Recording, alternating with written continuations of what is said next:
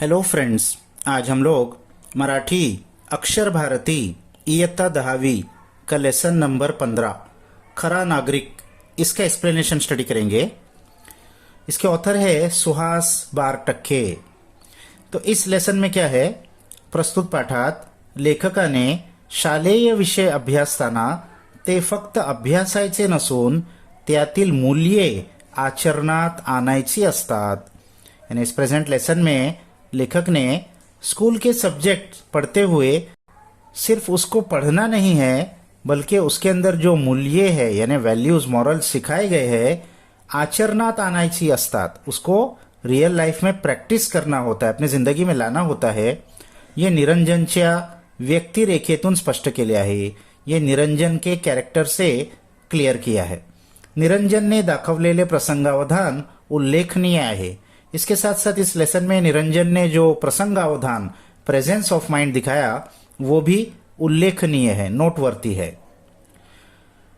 निरंजन आज भल्या पहाटेस उठून अभ्यासाला बसला होता। निरंजन आज भल्या पहाटेस अर्ली मॉर्निंग उठकर पढ़ाई के लिए बैठ गया था। आज शेवटचा नागरिक शास्त्राचा पेपर, आज उसका लास्ट सिविक्स का पेपर था। तो झाला की संपलीच परीक्षा, वो हो गया तो एग्जाम खत्म। इतिहास, भूगोल आणि नागरिकशास्त्र तिन्ही विषयांचा केवढा अभ्यास करावा लागतो। इतिहास यानी हिस्ट्री, भूगोल जियोग्राफी और नागरिकशास्त्र यानी सिविक्स, ये तीनों सब्जेक्ट का कितनी ज़्यादा पढ़ाई करनी पड़ती है। त्यात हे नागरिकशास्त्र जरा अवघडच, और इन तीनों में से भी ये नागरिकशास्त्र सिविक्स तो और भी ज़्यादा अवघड है, डिफिकल्ट है। पहाटेची सकाळीची वेळ अभ्यासाला योग्य असते। सुबह सुबह की जो वक्त होता है ये पढ़ाई के लिए बहुत सूटेबल होता है। हा भडसावडे गुरुजींनी दिलेला सल्ला अगदी योग्य होता। ये भडसावडे गुरुजी उसके टीचर थे निरंजन के, उन्होंने जो सल्ला दिया था, एडवाइस दिया था, ये बहुत ही योग्य सूटेबल था। सकाळच्या टवटवीत आणि प्रसन्न वातावरणात अभ्यास खूप छान होतो।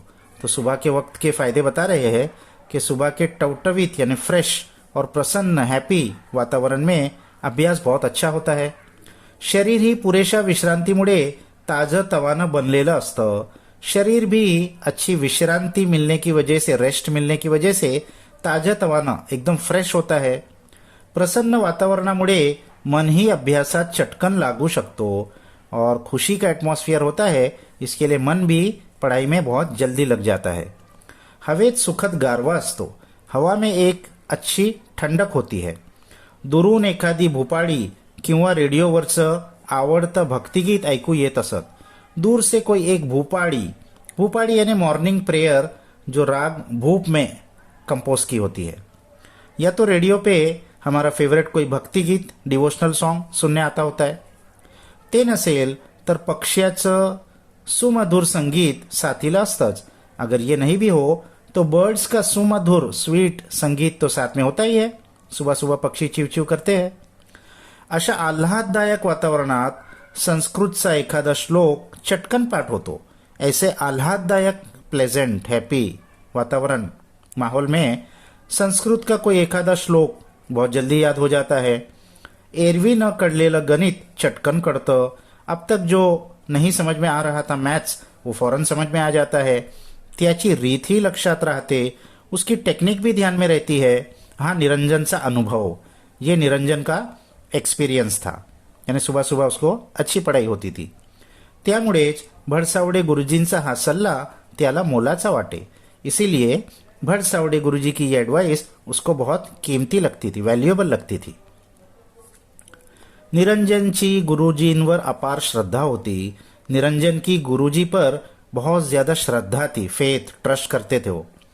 तसं गुरुजींचं ही निरंजनवर खूप प्रेम होतं और वैसे ही गुरुजी का भी निरंजन पर बहुत प्यार था। तो त्यांचा लाडका विद्यार्थी होता, वो उनका फेवरेट स्टूडेंट था, कारण तो अतिशय प्रामाणिकपणे काम करायचा आणि अभ्यासी, क्योंकि वो बहुत प्रामाणिकपणे, ऑनेस्टली, ईमानदारी से सब काम करता था और पढ़ाई भी। या जगात त्याचं असं कुणी नव्हतंच। अब निरंजन का थोड़ा बैकग्राउंड बता रहे हैं कि वो अनाथ था, उसका इस दुनिया में कोई नहीं था।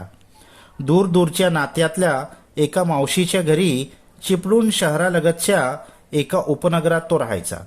एक दूर के नाते की मौसी यानी आंटी के घर में चिपळूण, ये कोकण का एक शहर है, उसके भी एक उपनगर, उसके भी एक आउटस्कट में वो रहता था. गावापासून दूर डोंगराच्या पायथ्याशी हे मावशीचं घर होतं. अच्छा, शहर के भी बाहर आउटस्कट में रहता था और वहां पर भी जो गांव था उसके भी एकदम कॉर्नर में पहाड़ के किनारे, पहाड़ के फुट हिल पे, पायथा फुट हिल पे वो मौसी का घर था. आई वडील लहानपणीच वारले. इसके माता पिता बचपन में ही उनकी डेथ हो गई थी. काही दिवस मामाने सांभाळ केला आणि मग कामासाठी म्हणून चिपळूणला आणलं. कुछ दिनों तक तो उसके मामा ने उसको संभाला, लेकिन फिर काम के लिए उसको चिपळूण में लेकर आ गए. या मावशीकडे आणून सोडलं आणि तोही मुंबईला निघून गेला, तो कायमचाच. इस मौसी के पास, आंटी के पास लाकर छोड़ दिया और फिर वो मामा भी बंबई चले गए हमेशा के लिए. जाताना मोलाचा सल्ला मात्र देऊन गेला. जाते जाते एक व्हॅल्युएबल ॲडवाइस जरूर देकर गए. क्या ॲडवाइस थी? रडत बसू नको, शेण गोठा वगैरे जी पडतील ती सारी कामं कर, यहाँ रोते नहीं बैठना. शेण यानी गोबर, गोठा काउशेड, यानी कोई भी काम मिले, गाय के शेड में से गोबर उठाने का भी काम मिले तो उसको भी तू कर, सारे काम कर.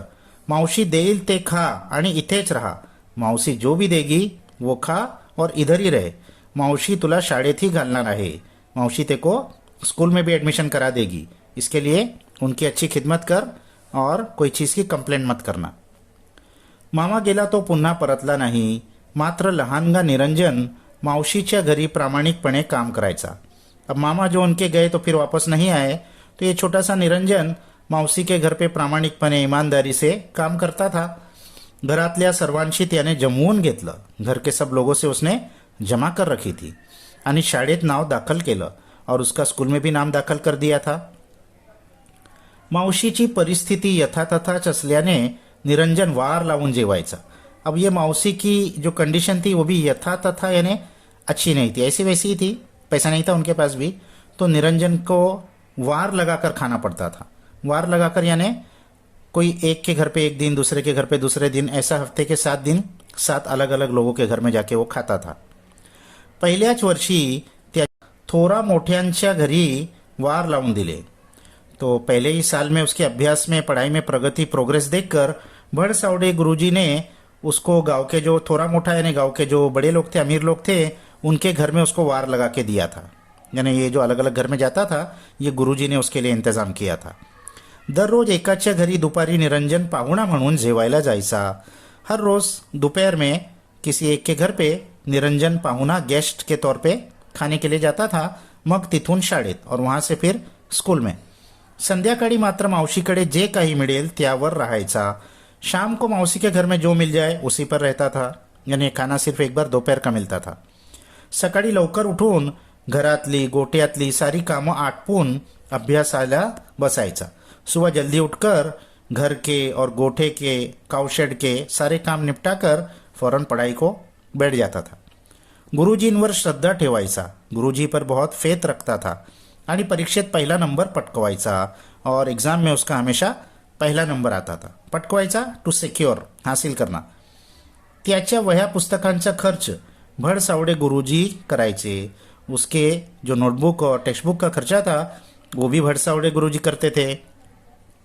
गुरुजीने त्याला सांगितलं, गुरुजी ने उससे कहा था कि जोपर्यंत तुझा पहिला नंबर आहे, जब तक तेरा फर्स्ट रैंक आएगा तोपर्यंतच मी सारा खर्च करीन. उस वक्त तक मैं तेरा सारा खर्च उठाऊंगा आणि वार ही लावून देईन और तुझे हफ्ते हफ्ते ये खाने का नंबर भी लगा के दूंगा. नहीं तर नहीं, नहीं तो नहीं. यानी अगर पहला नंबर नहीं आया तो ये सब फैसिलिटी बंद. गुरुजीचे हे वाक्य लक्षात ठेवून निरंजन झटून अभ्यास करायचा. तो गुरुजी की ये बात में ध्यान में रखते हुए निरंजन झटून बहुत डिटर्मिनेशन के साथ पढ़ाई करता था. आज नागरिक शास्त्राचा अभ्यास करत असताना आधीचे सगळे पेपर्स चांगले गेले असल्याने तो मनोमन खुश होता. आज सिविक्स की पढ़ाई करते हुए आधीचे यानी इससे पहले के सारे पेपर्स अच्छे गए थे, ये सोचकर वो मन ही मन में बहुत खुश था. नागरिकांची कर्तव्य कौन थी? अब क्या क्या पढ़ रहा था वो सिविक्स के पेपर के लिए. सिटीजन की कर्तव्य, ड्यूटी क्या क्या होती है.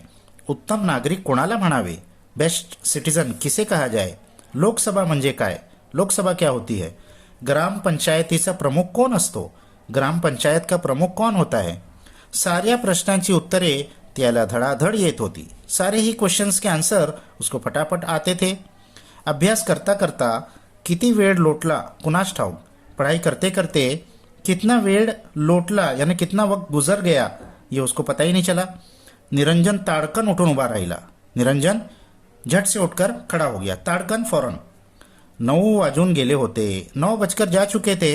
10:30ची परीक्षा. 10:30 बजे की पेपर था. ते आधी देशमुखांकडे जायचं होतं. उससे पहले देशमुख के घर में जाना था. केवढं तरी लांब चालायचं होतं. कितना लंबा डिस्टेंस चल के जाना था. भराभर आवरून तो निघाला. भराभर फौरन आवरून याने सब चीज को समेट कर वो निकला फौरन. मावशीचं घर गावाबाहेर डोंगर पायथ्याशी. मौसी का घर गांव के बाहर पहाड़ के फुटहिल्स में था, बहुत बाहर था. मध्य एक नदी ही लागायची और बीच में एक नदी भी पड़ती थी.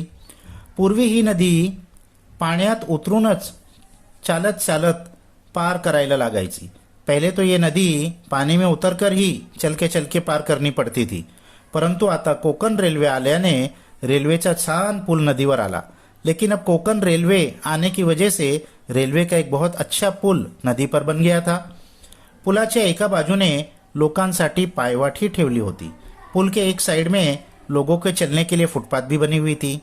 या पुलामुळं आता जाणं येणं सोपं झालं होतं. इस पुल के वजह से अब जाना आना इजी हो गया था. निरंजन अभ्यासाची मनातल्या मनात उजळणी करत झपाझप चालला होता. निरंजन पढ़ाई की मन ही मन में उजड़नी यानी रिविजन करते हुए तेजी से चल रहा था. वाटेत त्याला भला मोठा दगड पडलेला दिसला. रास्ते में उसको एक बड़ा पत्थर पड़ा हुआ दिखा. कुणीतरी कामासाठी घेतला असेल आणि पुन्हा तसाच ठेवून दिला असेल. किसी ने तो ये काम के लिए लिया होगा और फिर वैसे ही उसको रास्ते में छोड़ दिया. निरंजन ने तो दगड उचलून बाजूला ठेवला. निरंजन ने वो पत्थर उठाकर बाजू में रखा. त्याला लोकांच्या या बेफिकिर प्रवृत्तीचा भयंकर राग येई. उसको लोगों की ऐसी बेफिक्र केयरलेस प्रवृत्ति टेंडेंसी का बहुत गुस्सा आता था. तुम्ही विसरलात, अरे तुम तो भूल गए, पण दूसरा ठेच काढून जीवाला मुकतो त्याचा काय. लेकिन दूसरा ठेच काढून यानी उसके पैर में वो लग जाता पत्थर और उसकी जान निकल जाती, उसका क्या, असं त्याचं म्हणणं. ऐसा उसका कहना था. निरंजन पुलावर पोहोचला तेव्हा 9:30 वाजून गेले असावेत. निरंजन पुल पर पहुंचा तो 9:30 बजकर गए होंगे. आता 9:50 की गाड़ी येईल. अब 9:50 की गाड़ी आएगी. वो रोज जाता था तो उसको टाइमिंग मालूम था गाड़ी का. धाड़ धाड़ आवाज करत दिमाग खात पुलावरून जाईल. धाड़ धाड़ आवाज करके दिमाग खात यानी एकदम स्टाइल रुबाब से वो पुल पर से जाएगी. ही कोकण गाड़ी किती छान दिसते. ये कोकण की गाड़ी कितनी अच्छी दिखती है. पण दिसते न दिसते तोच लगेच बोगद्यात शिरते. लेकिन थोड़ी ही देर के लिए दिखती है, बस दिखती है और फौरन बोगदे में टनल में चले जाती है. काय मजा येत असेल नाही गाडीतून जायला. वो क्या सोच रहा था मन में, ये गाड़ी में जाने के लिए कितनी मजा आती होगी. आपण ही मोठ्या झाल्यावर गाडीतून फिरू. मैं भी जब बड़ा हो जाऊंगा तो ये गाड़ी में फिरूंगा. या विचाराने तो हुरडून गेला. इस ख्याल से, इस सोच से वो बहुत खुश हो गया. हुरडून जाने टू बी डिलाइटेड. तोच त्याचं लक्ष डाव्या बाजूस रुडाखाली पडलेल्या भल्या मोठ्या भगदाड़ाकडे गेलं. उसी वक्त उसका ध्यान लेफ्ट साइड में रूड़ा खाली, रूड यानी रेल, वो रेल के नीचे पड़े हुए एक बहुत बड़े भगदाड़ाकडे एक बहुत बड़ा होल गिरा हुआ था. उस पर गया. हे छिद्र कसले, ये होल यहाँ कैसा. छिद्र होल रोज नसता बुवा, रोज तो यहाँ नहीं था. असं म्हणत त्याने जवळ जाऊन पाहिलं. ऐसा कहकर उसने नजदीक जाकर देखा तो कुणीतरी कॉन्क्रीट फोडून रेल्वेचे रूळ वेडे वाकडे करून ठेवल्याचे त्याच्या ध्यानी आले. तो उसने देखा कि किसी ने तो कंक्रीट को तोड़कर रेलवे का जो रूढ़ है, रेल जो होती है उसको वेड़ा वाकड़े कर दिया, आड़ा टेढ़ा कर दिया है, डैमेज कर दिया है. ऐसा उसके ध्यान में आया. निरंजनला आश्चर्यच वाटलं. निरंजन तो बहुत सरप्राइज हो गया. रात्री 2 वाजता शेवटची गाडी इथून जाते. रात के 2 बजे यहाँ से लास्ट गाड़ी जाती है. त्यानंतर पहाटेस कुणीतरी हा उपद्व्याप जाणीवपूर्वक केला असावा. तो उसके बाद सुबह सुबह किसी ने तो ये उपद्व्याप, ये मिस्चीफ, ये हरकत जानबूझकर किया होगा. आता प्रवाशांनी भरलेली 9:50 ची गाडी येईल. अब मुसाफिरों से भरी हुई 9:50 की गाड़ी आएगी. निरंजन एकदम सावध झाला. निरंजन एकदम अलर्ट हो गया. गाडी आली तर भयंकर अपघात होईल. अगर गाडी आ गई तो बहुत भयंकर ॲक्सिडेंट हो जाएगा. हे त्याच्या लक्षात आलं. ये उसके ध्यान में आया. निरंजन नागरिक शास्त्राचा पेपर, देशमुखांकडचं जेवण सारं विसरला. निरंजन सिविक्स का पेपर और देशमुख के घर पे जाके खाना खाना है ये सब भूल गया. त्याच्या डोळ्यांसमोर धाड धाड आवाज करत येणारी रेल्वे गाडी दिसू लागली. उसके आंखों के सामने धाड धाड आवाज करके आने वाली रेल्वे दिखने लगी उसको. कानठळ्या बसवणारा आवाज, कानठळ्या बसवणारा यानी डेफनिंग साउंड, आणि लोकांच्या किंकाळ्या और लोगों की स्क्रीम कानात घुमू लागली. उसके कान में घूमने लगी. स्टेशन इथून खूप दूर होता. स्टेशन यहाँ से अच्छा खासा दूर था. 3-4 किलोमीटर तिथपर्यंत सांगायला जायचं तर परीक्षा बुडणार होती. 3-4 किलोमीटर दूर था और वहां तक ये अगर बताने जाता तो इसका एग्जाम छूट जाता. मग नापास तो फिर वो फेल हो जाता. भडसावडे गुरुजींची मदत बंद, और भडसावडे गुरुजी मदत बंद कर देते तो शिक्षण ही बंद, तो उसकी पढ़ाई भी बंद हो जाती. रेल्वेने फिरायचं स्वप्न अपूरच राहणार होतं. रेलवे से फिरने का जो सपना देख रहा था वो इनकम्प्लीट रहने वाला था. परंतु मन मानायला तयार नव्हतं. लेकिन उसका मन मानने के लिए तयार नहीं था. त्याने क्षणभर विचार केला. उसने 1 सेकंड के लिए कुछ सोचा आणि स्टेशनच्या दिशेने धाव घेतली और स्टेशन की तरफ दौड़ने लगा. तो स्टेशनात शिरला तेव्हा 9:50 ची गाडी नुकतीच आली होती. वो स्टेशन में जैसे ही एंटर हुआ, शिरला एंटर होना, तो 9:50 की गाड़ी बस रिसेंटली आई थी. आता 5 मिनिटातच ती सुटणार होती. अब सिर्फ 5 मिनट में वो गाड़ी वहां से छूटने वाली थी. निरंजन ने धावतच स्टेशन मास्तरांना गाठलं. निरंजन ने भागते हुए स्टेशन मास्टर को पकड़ लिया. त्यांना पुलावरच्या खराब झालेल्या रुळांबद्दल सांगितलं. उनको पुल के ऊपर खराब हो गई रेल के बारे में, ट्रैक के बारे में बताया. पण ते त्यांना खरंच वाटेना. लेकिन वो उनको सच ही नहीं लग रहा था. अखेर निरंजन ने आर्जव केली. आखिरकार निरंजन ने उनको प्लीड किया, बहुत रिक्वेस्ट किया कि निदान पाहून आल्याशिवाय तरी गाड़ी सोडू नका, कि कम से कम आप खुद देखकर आने तक ये गाड़ी मत छोड़िए. मी खोटा बोलत असेन तर मला पोलिसांच्या ताब्यात द्या. अगर मैं झूठ बोल रहा हूं तो मुझे पुलिस के हवाले कर देना. एवढं बोलल्यावर स्टेशन मास्तरांनाही त्याच्या बोलण्यात तथ्य वाटू लागला. इतना कहने पर स्टेशन मास्टर को भी उसकी बात में कुछ लॉजिक लगने लगा कि हाँ ये हो सकता है, सच कह रहा है. उगाच धोका नको म्हणून गाडी थांबवायला सांगून ते पुलाकडे निघाले. तो कोई डेंजर रिस्क क्यों लेना, ये सोचकर उन्होंने गाड़ी को रुका दिया और वो पुल की तरफ चले. निरंजन ने नेमकी जागा दाखवली. निरंजन ने एग्जैक्ट जगह उनको बताया. नेमकी एग्जैक्ट. फारच भयंकर, कल्पना करत येणार नाही. बहुत भयंकर बात थी. इमॅजिन भी नहीं किया जा सकता. असा भयंकर अपघात झाला असता. इतना बड़ा, इतना भयंकर ॲक्सिडेंट हो जाता. स्टेशन मास्तरांनी लगेचच गाड़ी दीर्घ काळ थांबवण्याचा आदेश दिला.